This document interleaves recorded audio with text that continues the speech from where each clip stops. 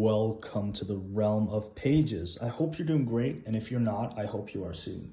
So today we're going to do a series review and also reading order recommendations for Elric of Melniboné.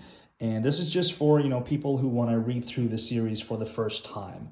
And I just want to start by saying, regardless of what I think as a relatively new reader, because I started reading Elric in 2020. So I have to acknowledge that you can't put a rating on how valuable Elric of Melniboné and Michael Moorcock have been for the fantasy genre.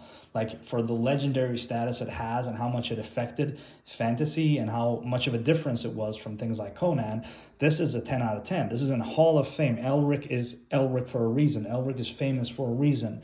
A lot of people compare stuff to Elric.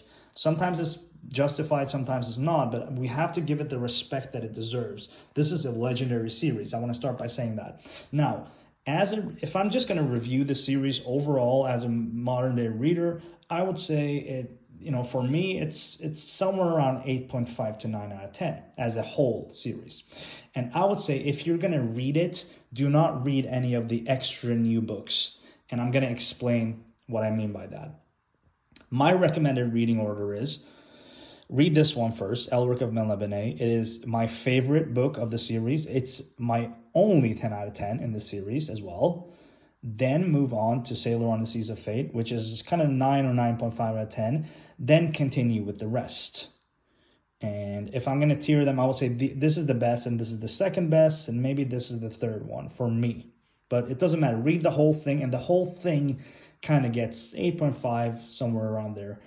If I'm going to grade it, it's definitely worth your time. Now, why should you just read these in this order and not the extra stuff that has been released? Because there you have the Fortress of the Pearl, you also have the Revenge of the Rose, that are like extra tales that were written much later. Is that because of the pacing? Because these are so quick, so effective, they get to the point, the writing is just so tight and interesting and good. And Fortress of the Pearl is a lot of meandering, it takes a long time, it's stretched.